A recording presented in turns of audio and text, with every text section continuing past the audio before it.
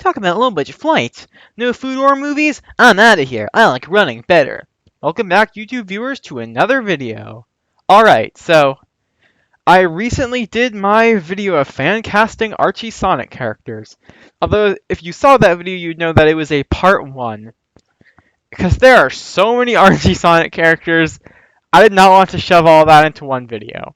So, I'd recommend checking out the first part if you haven't seen it, because I covered a lot of more popular characters there, but there's still so many characters here that I'm going to end up making a part 3, so even this is not over. But so before I begin, let me state a few quick ground rules in case you haven't seen the first part, which is that I can include game characters if it's a character that the games don't really do anything with. I'm just give an example. Knack the Weasel. He doesn't speak in the games. He has no voice. So, and the games barely do anything with him. So, what the heck? He's an Archie character in my opinion, in my eyes anyway.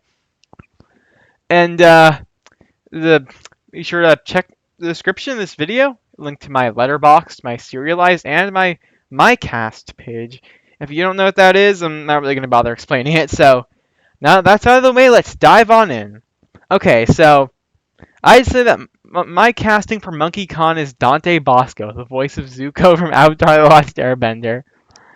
So why did I make this decision? Well, I mean, they're both angry disgraced princes who want their honor back and stuff.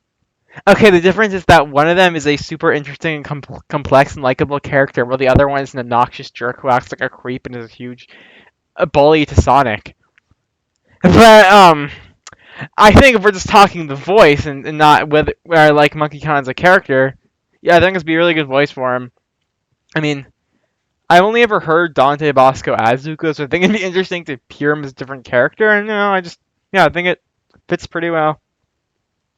Then Locke, oh Locke, Knuckles' terrible father. I'm gonna suggest voice acting legend Eric Bauza. Maybe you might be wondering, wait, what voice has Eric Bauza done that would sound like a good Locke? It's a very obscure character he did that I probably have to. Okay, so he was in Ben 10 Omniverse a lot. Voiced plenty of aliens, some of the more incidental characters, but there's one character he voiced was Rook's father.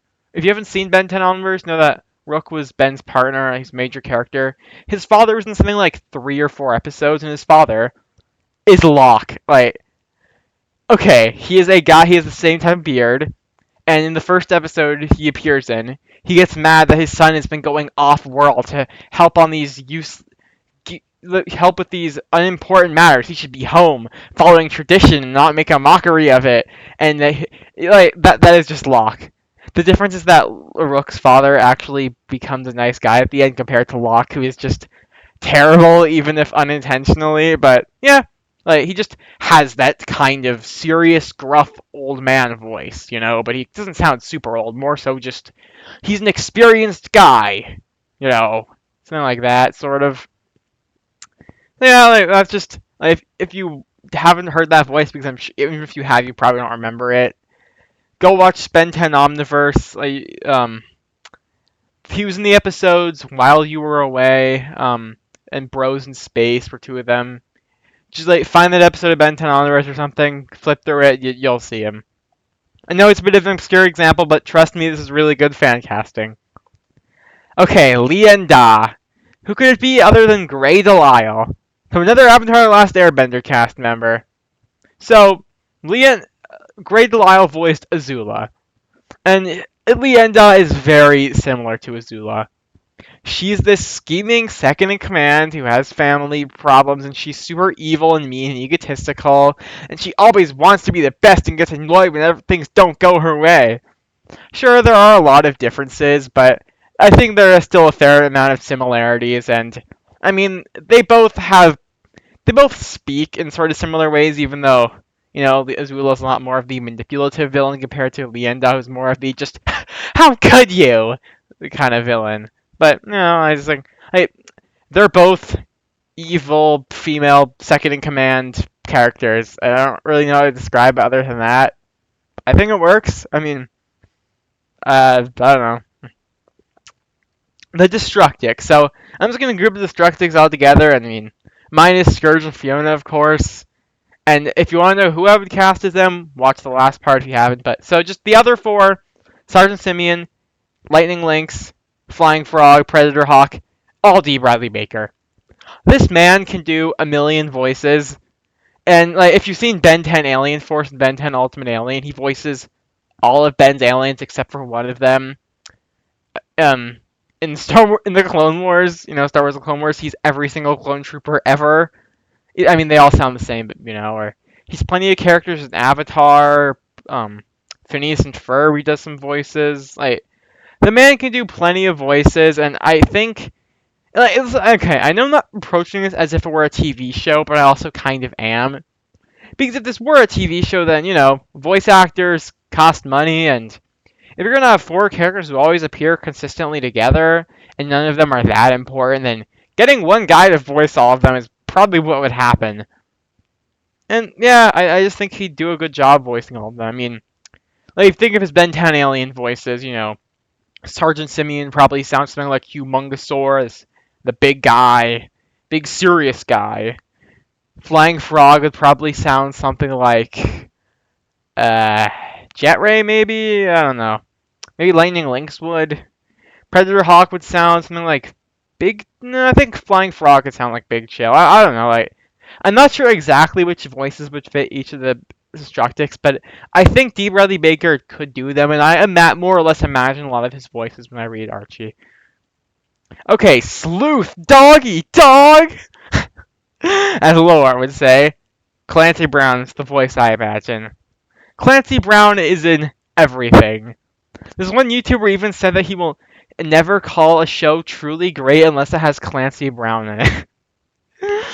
And yeah, I think, I think he's best known as Mr. Krabs, but all his other characters have the same voice. And I think that voice fits Sleuth Dog, the kind of, like, he's a villain.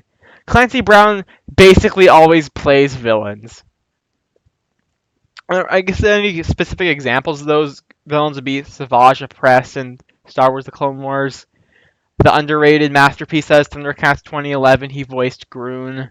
Lex Luthor, of course, in Superman the Animated Series and Justice League. I just think his voice of the egotistical but also kind of smooth talking, arrogant, big villain type of guy, like, I think that fits Sleuth Dog pretty well. Yeah.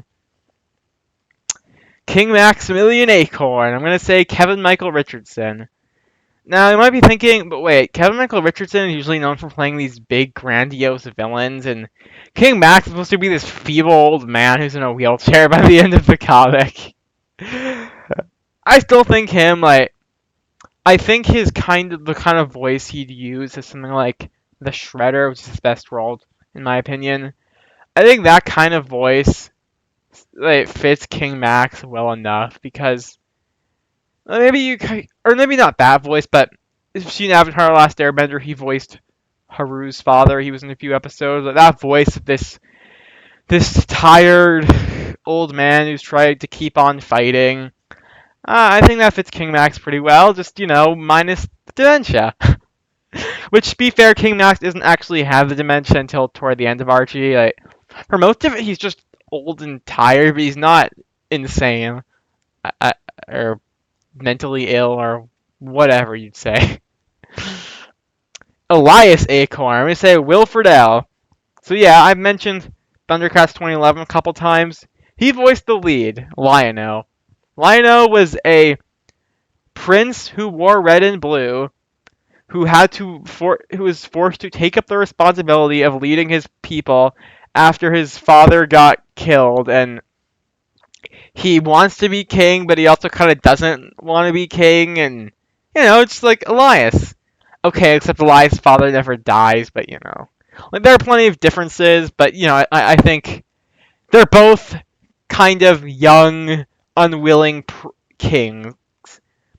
Now, Wilfred L's best known role is as Terry McGinnis in Batman Beyond, which I've hardly ever watched, and it's the same voice as Lion-O. I know that show Thundercats 2011 isn't exactly a super popular series, but like just look up most of Will Friedle's voices. He uses usually that type of voice, and I like that voice fits Elias really well in my opinion.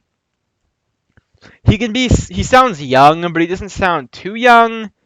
Like he still has that maturity and seriousness in his voice. Larry Links, I'm gonna say Rob Paulson. You may be thinking, wait, Rob Paulson. Yeah, I'm gonna say him.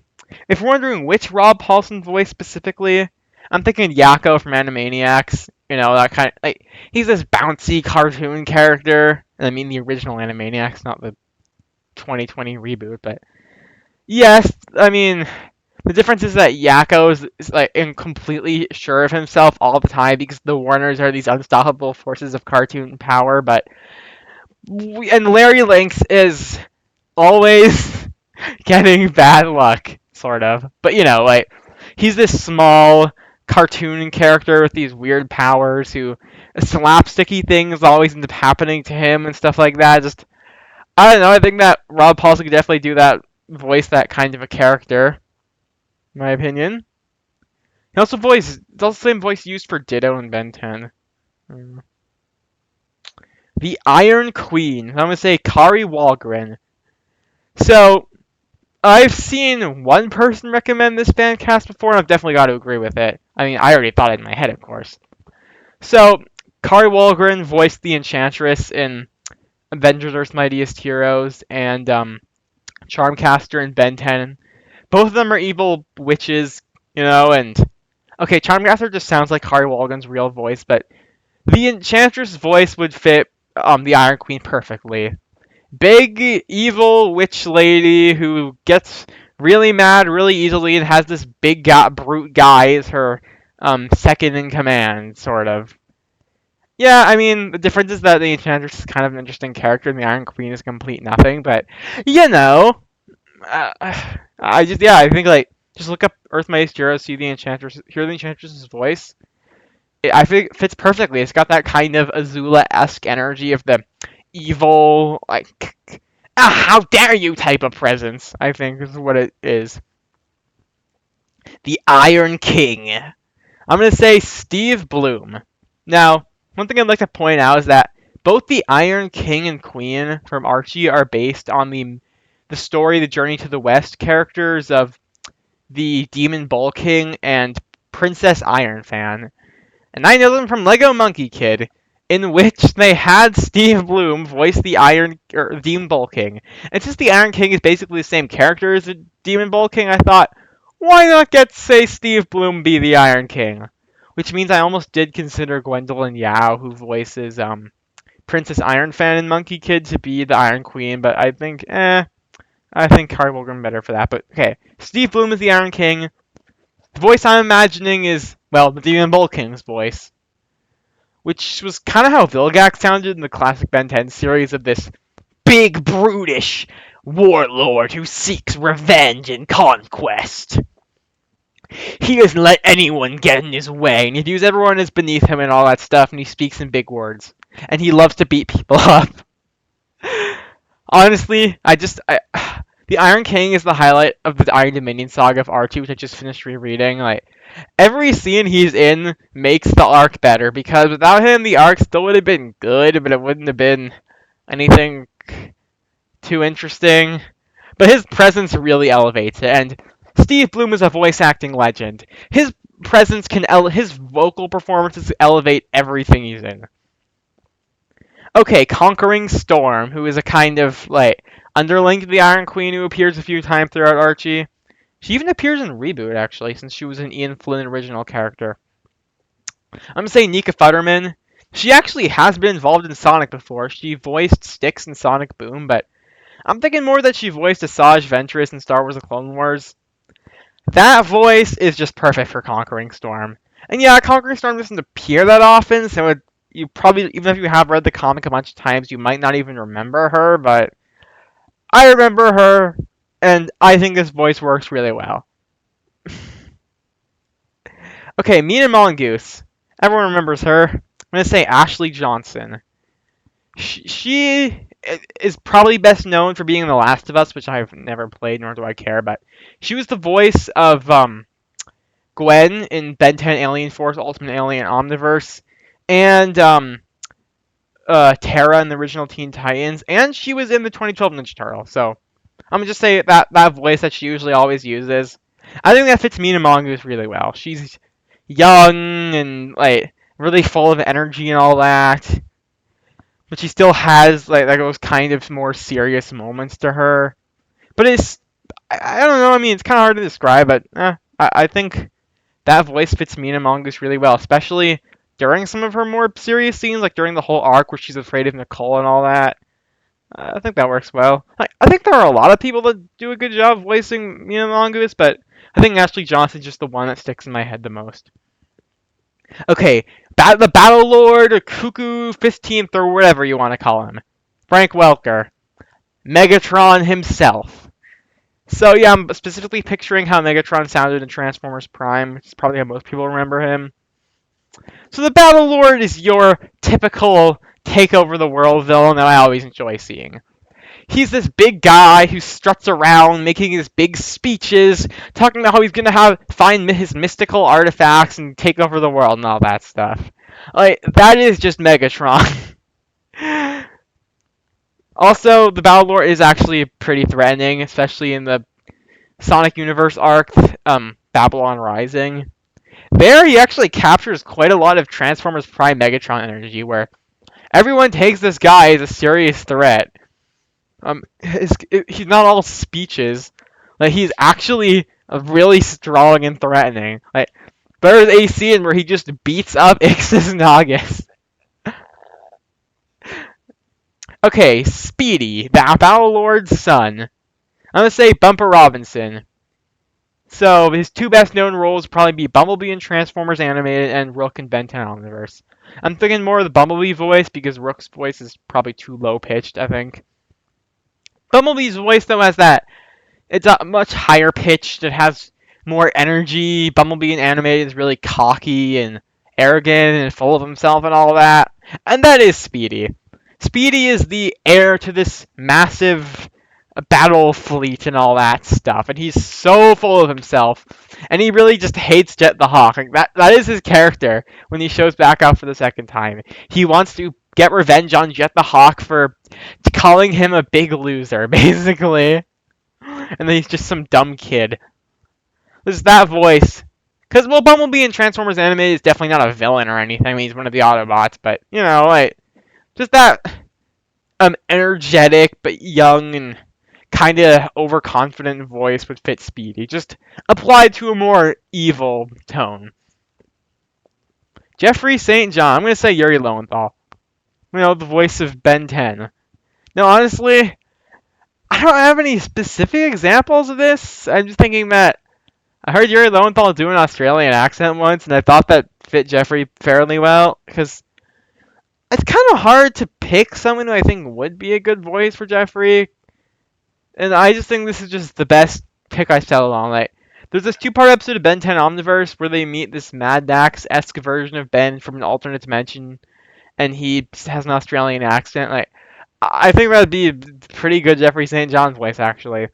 He sounds young, but still pretty mature, because Jeffrey is an adult, but he's not 40 or something. He's not middle-aged. He's probably something like 25. And they say that, I know he's not a human being, but they say a man's like frontal lobe or something his brain doesn't fully develop until he's 25. I think that describes Jeffrey. Like he is an adult. He's like a fully developed adult, but he only recently became that. Like he still has definitely has some problems to work out. Okay, Mighty the Armadillo. Yeah, also Yuri Lowenthal, except this time just his regular old Ben 10 voice that he speaks with a lot. So, yeah, I said that I include game characters, and to me, Mighty is an Archie character. He originates from the games, but he originates from a Japanese exclusive arcade game that no one played. He got to appear in Knuckles Chaos, which was a spin-off game available only on the 32X that has never been ported, I think it was ported to some old video game rental service thing once in the 2000s, and like he appeared in a few posters in some games, and then he finally got to be in DLC for Sonic Mania, and but it's not really anything. Archie's the only time he ever really did anything of note, where he was a big character and spoke and had a personality, and I think Yuri Lowenthal just fits that perfectly. So yeah, his Ben 10's voice applied to Mighty I think just works really well.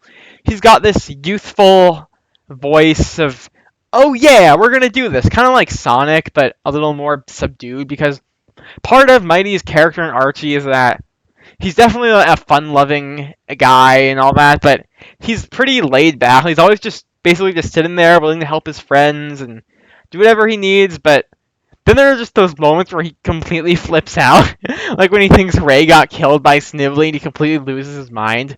I think Yuri Lowenthal could play one of those types of scenes really well, because he sort of has. Ray. So I'm gonna say Scott Menville. Scott Menville is best known as Robin from Teen Titans. You're thinking, wait, you want Ray to sound like Robin? Yes. So I was thinking if like he voiced Jimmy Jones in Ben 10, who basically just sounds the same as Robin but slightly higher pitched. So what I'm suggesting is just Robin's voice with a stutter, because in Archie, Ray has a stutter, which I really like. I think it gave him some personality, and added to his whole personality being kind of nervous, And yeah, much like with Mighty, I consider Ray to be an Archie character for all the same reasons, and actually, he's even more obscure than Mighty is. Oh yeah, I think he'd do a really. I think Scott Menville, just, yeah, with that stutter, that Robin was with the stutter, would do a really good job as Ray.